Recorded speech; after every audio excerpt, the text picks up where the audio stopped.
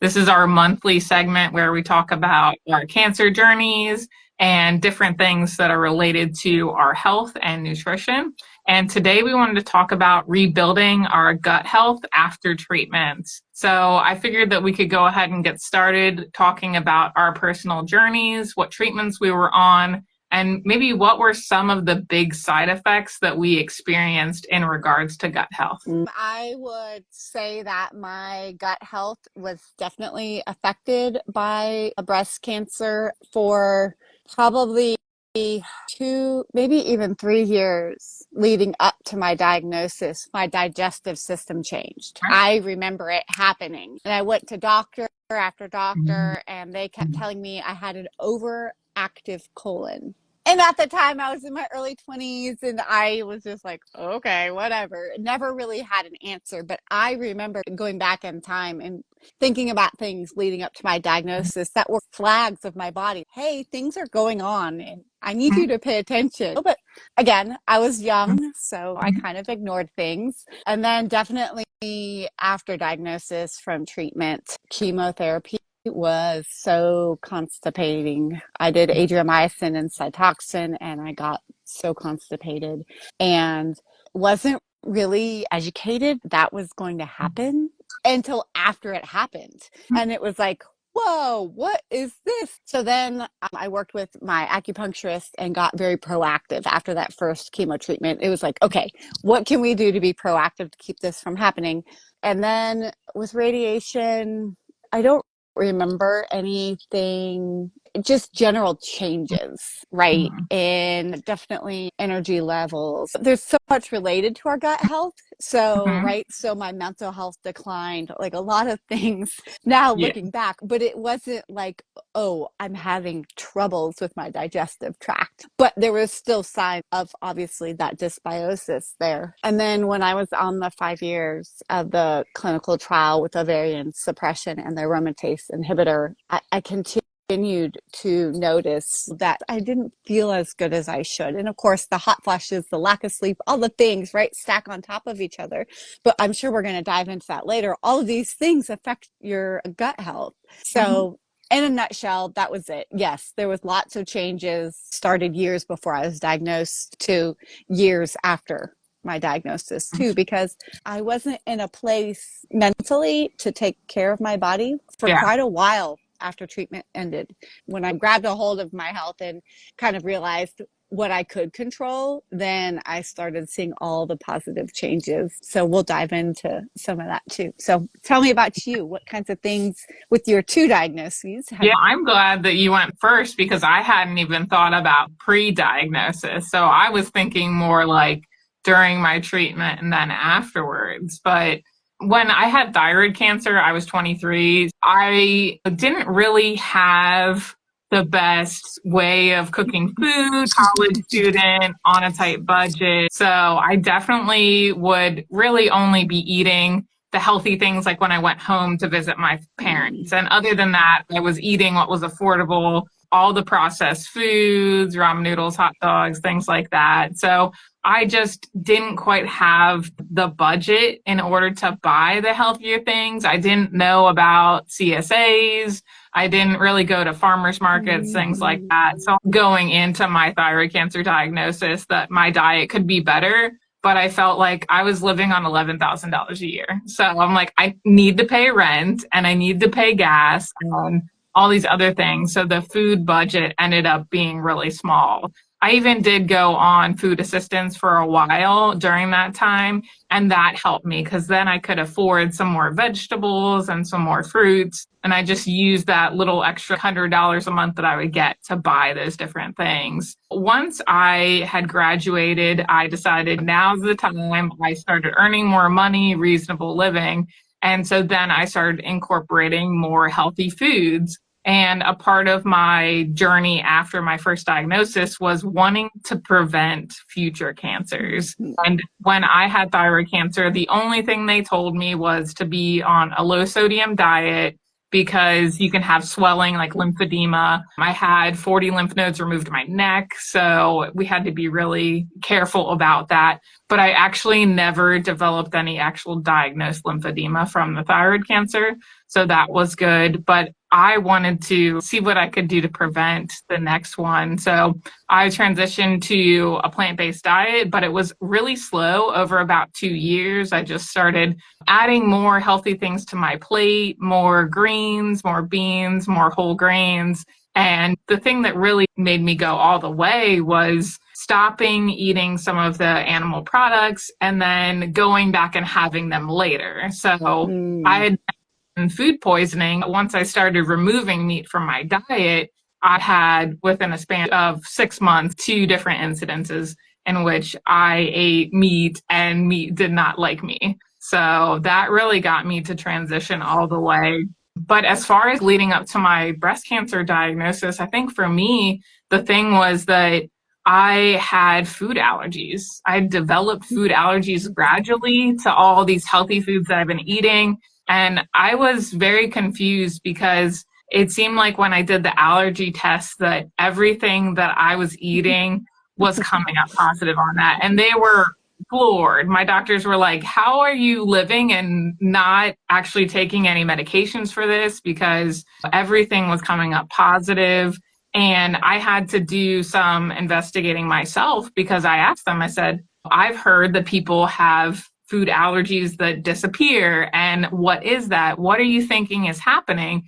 And the doctor that I talked to is very straightforward with me. And he said, if I knew that, I wouldn't be working here and I'd have a Nobel Prize. So it was just very interesting to see how these things can develop over time. And I think really for me was my body having higher levels of inflammation. So I was in high stress jobs. I did like degrees back to back, and I graduated with my master's during my thyroid cancer. And turns out that I graduated my PhD during the time that I was going through breast cancer. For me, I see that my situations that I put myself in, they cause more stress than they put my body in the state that can lead towards cancer. As I did my PhD, I did it in nutritional sciences, and I actually realized that there's a condition called leaky gut. And what leaky gut is, you have in your stomach lining and your intestines, the cells usually like butt up against each other and they don't allow any food particles to go through. But what happens when you have a lot of stress is those junctions can loosen up, which then allows particles to go through. What I had realized is that my food allergy test matching what I was currently eating was likely a case of having that leaky gut, having the food that I ate drip into my bloodstream and then cause the reaction because it thinks it's a foreign substance. Once I learned that, then I really focused on incorporating things like pineapples that have bromelain and blueberries that have quercetin. And what the quercetin and the bromelain do is they can help to repair those gut junctions and to heal yourself from leaky gut. So I started just incorporating more daily smoothies. I made sure that I had both the pineapple and the blueberry in the smoothie to really help that. And I noticed a significant difference. So I think as far as cancer treatment, I didn't do traditional chemotherapy because I'm a genetic carrier for the FANCM mutation, and it's a more rare mutation, but it means that I'm predisposed to have an inability to repair from DNA damage. So a lot of the regular chemotherapies just I would not have recovered from, like when they say you bounce back quick because you're young and healthy. That wouldn't have been the case for me. But I chose an immunotherapy instead called Verzenio.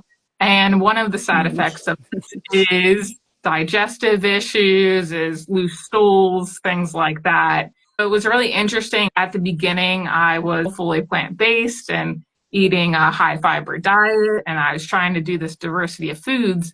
But I noticed that the longer I went through the treatment, the less that I could contribute with what I was eating. So I think once I got around the 6-month point, it was really like there was not much that I could do because there was so much long-term damage. And we don't always think about it. We know chemotherapy, you lose your hair. But so for the Verzenio, I didn't lose my hair, but it attacks rapidly dividing cells, which your gut is one of the first things to turn over. So that makes sense why it was accumulating over time. And these cells were just being beat down and beat down. So I'd gotten to the point where the only thing that I noticed really made a difference was if I drank coffee, I could have it a max of once a month. Any more than that, and it would trigger diarrhea. So I could have my coffee once, and then I had to be back on tea. And so that really made it more manageable. But I always felt like I did have the mental health struggles, and I knew that it just wasn't quite right for the longest time. And there's not really as much that we can do during other than having foods that are like full of probiotics and prebiotics. That can help some too. So I did notice the fermented foods helping at certain times. But you have to be really on top of it. And one of the weird things that I had, I don't know if you had this, is that I would go through stretches where I would eat the same breakfast every day because I liked it. It was simple. I didn't have to worry about it. And I would get to a point where I would wake up one day and my body would have issues with it. And it would say, no more, I can't do this anymore. And I'm like, but I just ate that for 2 months straight and it was fine. And I eat a lot of different varieties throughout the rest of the day, but it would be things like yogurt and granola. And then it would be avocado toast, or it'd be cereal and almond milk or soy milk. And it was just very strange that this would just happen. And I'd never had that happen before. Yeah, I think what you just said is so important because a lot of us hit the easy button with our food. So you were eating a variety through the rest of the day, but breakfast was still the same thing. But our body really likes the variety. It gets really bored. And I say that like allergies, even seasonal allergies, but even some of these food intolerances, it's like your body's bored and it's like, hey, we're going to cause a problem. And that's what you did to yours, right? Yeah. Like, think when we think of gut, right? You talked about leaky gut, but even just gut health in general, I think it is so underrated. And I know people are talking about it. It's like the trendy thing now, right? It's all out there, but your gut is so responsible for so much. And it affects the inflammation. We talked about that, right? And these are the processes that lead to cancer and other disease in our body. But it's also to think about our mental health component. We both have mentioned that the mental health component to your gut health is strong. And the same thing, when you're not eating, you're eating a variety most of the time, but still a third of the day you weren't. Your body's, hey, we're going to come in here and give you some symptoms to let you know that please change things.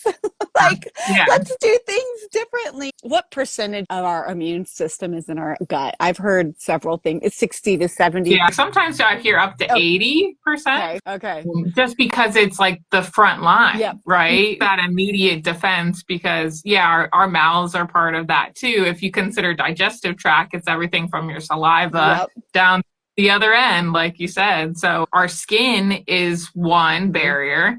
And then our digestive tract is the second one. I know a lot of us, I've struggled with lymphedema sometimes. Other times it's good, sometimes it's bad. But I've noticed my skin health and hydrating my skin with a pH balanced lotion, that really helps so that I don't have any hard spots on my skin or any nicks and dings. I think that, our skin is one, and we really are aware of that because we're looking at it every day. But then to think of our digestion as the biggest form of protecting ourselves. And we think about when you get pregnant, they talk about all these foods you can't eat. So I think of that as, okay, we have this condition where your body's going through a lot of changes and we're very aware of this could cause that, this could cause this. But then we don't think about it in the normal context of, so why are these foods triggering these things and why are they high risk in a certain circumstance, but then normal in others? And things like seafood, that's a big one. They say don't have seafood when you're pregnant. and it's the bacteria. They're worried about things not being cooked well and having more of a bacterial load that your body has to fight against. So I think we need to put that in context too for cancer survivors that, okay, maybe you're not pregnant right now, but maybe our body is also in a compromised state. So Yes. I talk to people about mushrooms and I'm like, I never eat a raw mushroom. I just don't. It's really healthy for your immune system to eat mushrooms, but just cooking it, that simple process is transforming it and then it's reducing that bacteria, but you still have all the beneficial components of the mushroom. I think that's just one of the things that I've picked up along the way is that maybe I should be more in tune with what I'm eating throughout my journey and listen to my body. So you were saying my body's not wanting to eat certain foods was a response like that.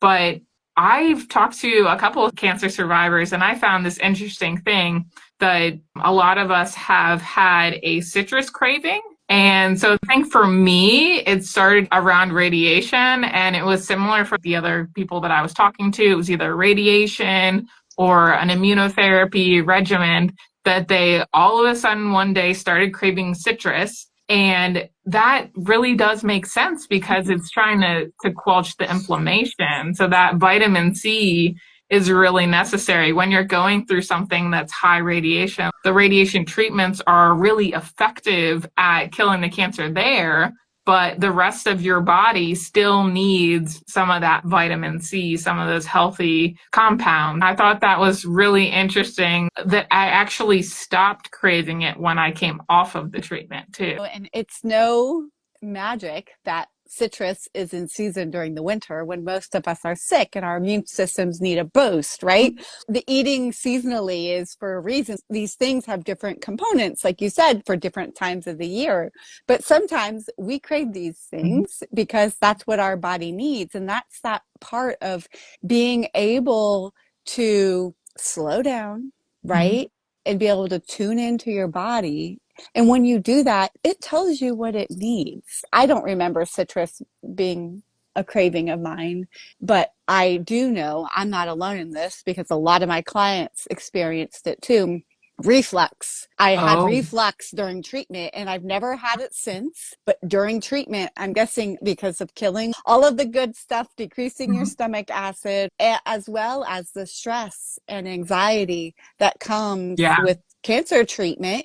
I had reflux for the first time. And so citrus, that was one of my things. And tomatoes, oh, I love tomatoes. Oh, all the things. It was like, oh, this doesn't make me feel good. I can't imagine, trying to eat citrus while I was going, it's chemo specifically, but even then into radiation, it was still there. One of the things is when you go through the treatments, we think about during, right? We think about the right now, the immediate, I take this pill or I go and get chemotherapy and this is how I feel today.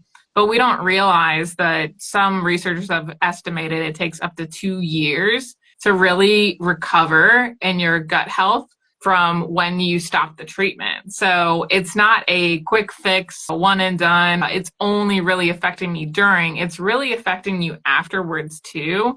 And so I think that just like listening to your body and being aware of that. For me, I crave citrus, but for you, you couldn't have the citrus. So I think we can't really give one blanket recommendation across the board because it's what is your body missing at that specific time? Yes. And it's going to be different for each of us. So I think the one big thing that you can say across most cancer survivors is going to be the recommendation of a high fiber diet because fiber comes in so many different forms. And if you don't like certain fruits and vegetables that I love, you don't have to eat the same ones as me, right? So there's so many choices and you can even be gluten-free and still have a high fiber diet because fiber is found in things like quinoa. So quinoa is gluten-free. You can use chickpea flour, which is a bean, and that's high in fiber. So all the plants, the fruits and vegetables are going to have fiber with them as well.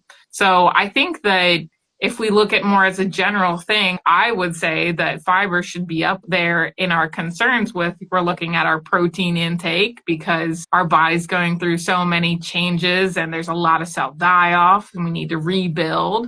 We need to look at our fat intake because healthy fats are good for our brains. Omega-3s help reduce inflammation. And then we look at our carbohydrates. Yes, sugar is in there, but that's where the fiber comes in. So when people tell me they want to do a low carb diet, I panic a little bit because fruits and vegetables are full of carbohydrates and we really want to prioritize those, not saying you can only eat one orange a day and that's it, or one apple a day. Then you're in a fiber deficit. And I've noticed that the USDA, the recommendations for women is about 25 grams of fiber a day and 30 for men. But that is really falling short, and most people don't even get that. I look at doubling that, and the best that I've felt during treatment and after treatment is when I hit that 50 grams of fiber a day. And when I don't hit it, my body tells me, and it's like, what are you doing? You're slacking. You really need to do this. And so for us, we just try to keep some cooked grains on hand all the time. Barley, quinoa, farro, millet. There's so many varieties. So if you don't like one, you can just move on to the next and just keep those because there's a lot of fiber and protein in just a cup of that a day. Yeah. And I think what you said a few minutes ago was so important is understand what feels right for you and what feels wrong for you, because there's no blanketed statement. Sure, there's a few things that most of us could do, right? Carbohydrates are one of them. I am too freak out when somebody's, oh, I want to go low carb. I'm like, I'm probably not the right person for you, right? Because carbohydrates are really good energy sources for us, right? Our body can use them really freely. The problem lies in these ultra processed carbohydrates. So these things in your boxes, in your bags. I always say no boxes, no bags, no barcodes, right? And I know that's not always, believe me, go look at my pantry. I have those things, but try to have less of those, right? And get your fiber sources from the fruits and vegetables. And that's it. But when you understand, because so much of one of the part of my assessments I do with my clients when we begin is talking about their digestive system. What's going on? Are you ever bloated? Do you have diarrhea, constipation? Do you have reflux, burping, all the things, right? And they're always like, oh no. And then we slowly start changing their diet. And then all of a sudden they're like, oh, I did feel bad. I didn't know I was even feeling bad, because once you give permission, people start feeling good and they're like, I'm never going to feel like that again. That was bad. This is good. I'm like, okay, good. I just love it. We're all the same. This is what I'm trying to tell you. But yeah, my advice for building gut health after cancer would be eating whole foods, less ultra processed foods, and treating your groceries, the things that you're putting into your body, as an investment, because this food is literally information for your body. So if you're putting in crappy food, it's going to be crappy information. So put in the good stuff and eat that variety of food, and that will help get that dysbiosis from treatment and stress and all of the things of life after cancer back in check. I want to ask you about what is your take on probiotics? Yes, probiotics. I think during treatment that probiotics can be beneficial. So, like I said, when I was at that point where the foods that I was eating just stopped making a dent in things, it stopped responding. There was nothing that I could really do. And I just had to accept some level of crumminess and just feeling bad. When I hit that point, I did try some probiotics for a while, and I used the Garden of Life brand. They have one for women, they have one for men, and that brand, they put in probiotics that have been scientifically researched to be beneficial. So if you go and get just any brand, a lot of times they put in ones that are either they're dead when they put them in there. So they might say a certain number, but they're not actually active and that's not going to do anything for you. Or they're just choosing random strains with no reason behind it. So I like Garden of Life. And when I would do that consistently for a month, I did see dramatic improvements in my digestion and helping really get rid of the diarrhea. I think that it's good when you're in treatment to be adding that. Or if you are on an antibiotic, so if you have surgery and they put you on antibiotics, some physicians actually recommend for you to start probiotics at the same time as the antibiotics, because the antibiotics are to kill off the harmful bacteria and the probiotics are those specific beneficial strains that are going to be recolonizing. I think for short term, probiotics are great, but the thing is, once you stop them, they stop working. You're really adding in these bacteria, but if you're not feeding them with the foods that they like to live off of, then they're going to die off and you're going to be in the same boat. For me, I try to go for more fermented foods because things like sourdough bread, kimchi, yogurt, kefir, all of those are going to have those healthy bacteria in it and the food that it lives off of. So you're colonizing and you're going to be able to keep that bacteria alive. And I think even with sauerkraut, it's only 2 tablespoons a day. So if you get a jar of sauerkraut, you usually get 2 weeks out of it. It's much more affordable than going for the probiotics. But yes, if you're in a situation you just say, I can't handle it anymore and I need a break, then I think twice throughout my journey, I just hit the wall and I said, I really need to focus on my life outside of cancer right now. So I went and I did it.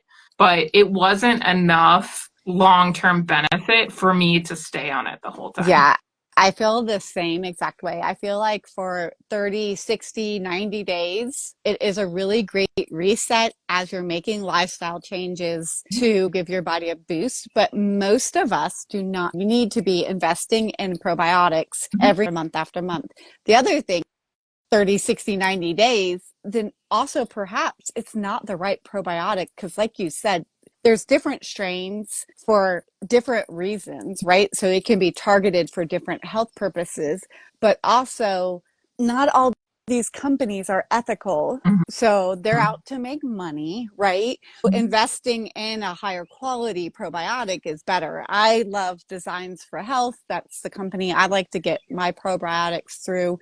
And I know that they overpopulate so that when I get the product, what they say is in it, it's even going to be more than that.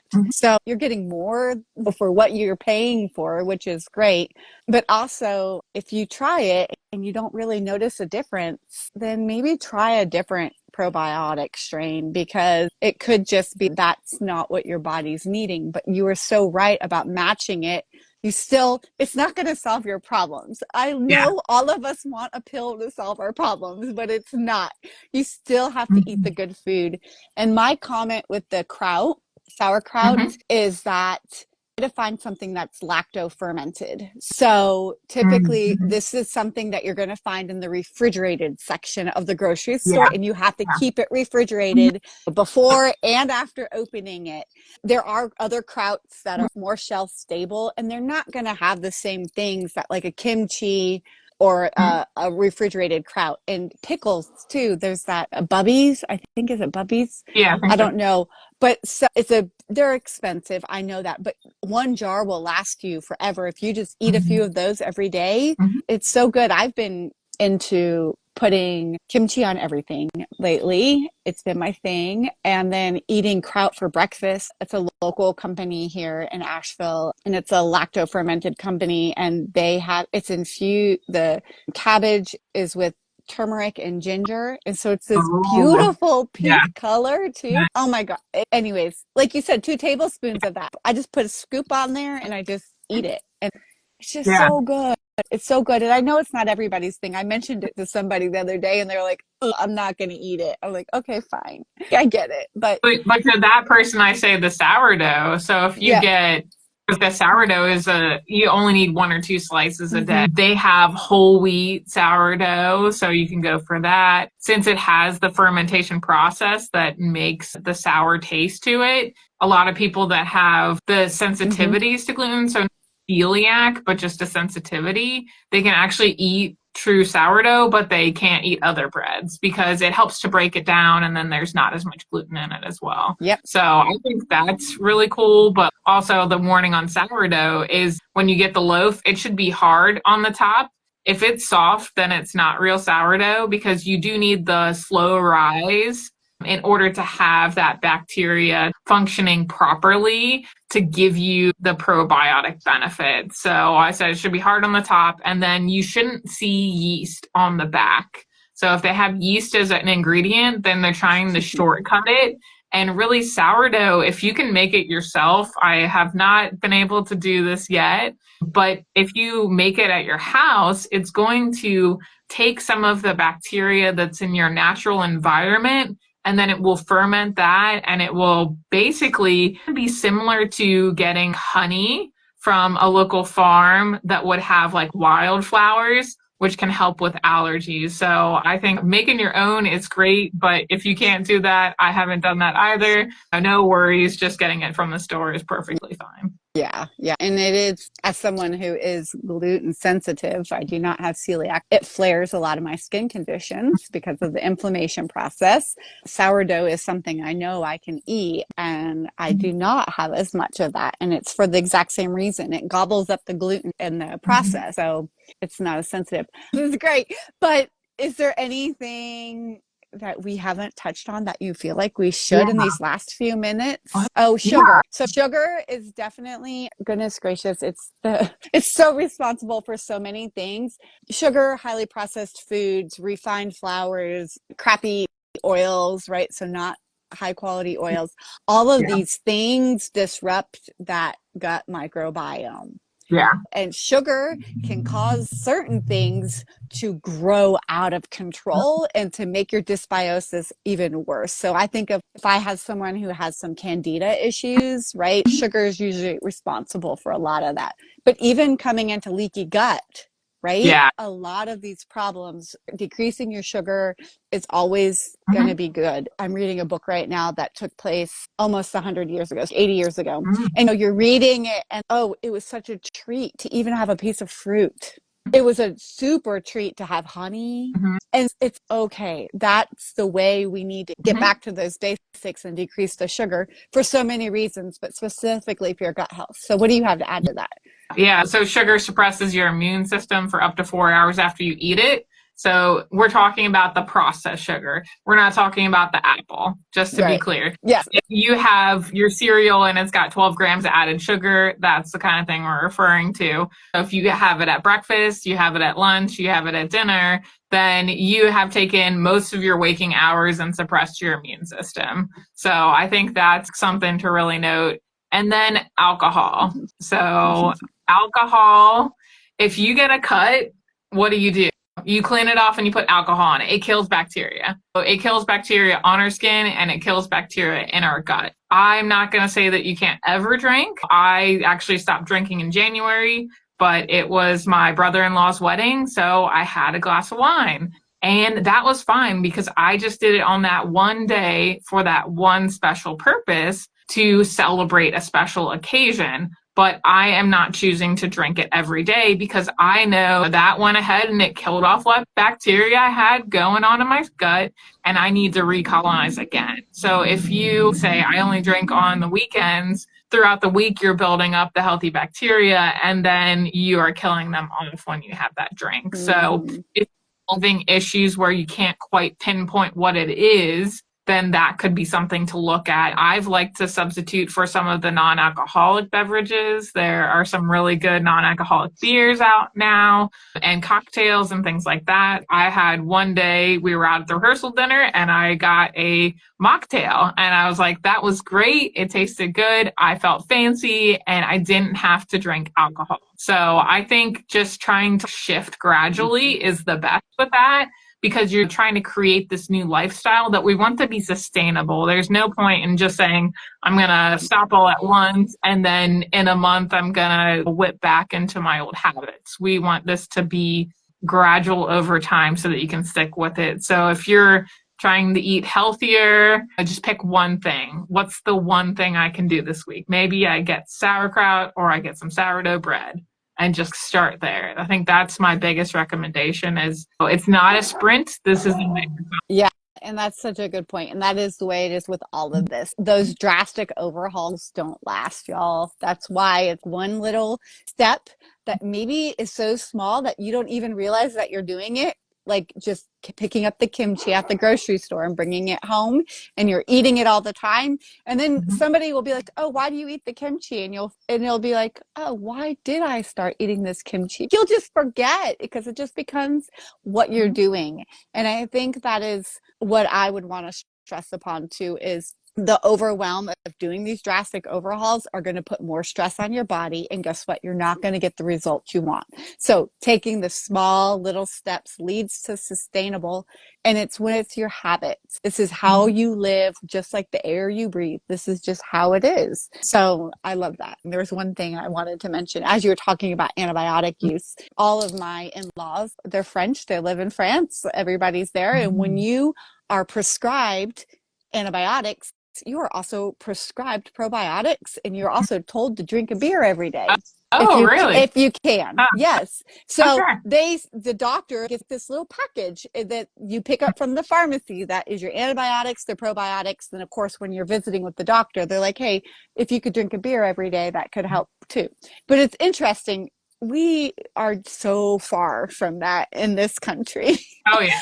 So knowledge is power. And I think we've had a really good talk, hopefully to give you that knowledge to empower you to ask questions or reach out. And I'm happy to talk about probiotics and how to eat for your gut all day. It's a lot of what I work with my clients. I just don't call it that because it seems to be, like I said, it's a popular thing to do, but it's really just a way of living. That's all this is about, is just Yeah. living a way that makes you feel good. So anything to add? Yeah, so I think you've gotten everything right there. The only other thing I wanted to mention is that I have a free resource called Circles of Control, and I put what you eat into that inner circle. So it is the thing that you can control every day of your life. So, I mean, yes, if you're out visiting someone and they don't have all the stuff that you normally eat, that might be out of your control, but what you put in your cart and what you have in your house, those are the things that you're really going to have control over. So if you want that free resource, you can just drop a comment, circles, and I'll send you the link to that. But I think as we are growing as cancer survivors and cancer thrivers, that we really do need to focus on what are the things that we can change and what are the things that are just outside of our control and we just need to let go. So I think all of these issues that we've talked about today with the digestion, if you have those, I've done work with people that have food allergies.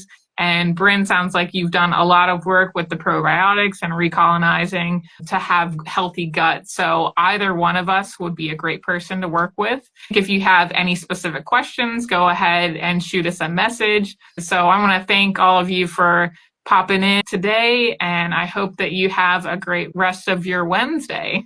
Yeah, absolutely. Thanks for your time today, Diandra. It's good to see you. Yep. Thanks so much, Brynn. Bye. Bye.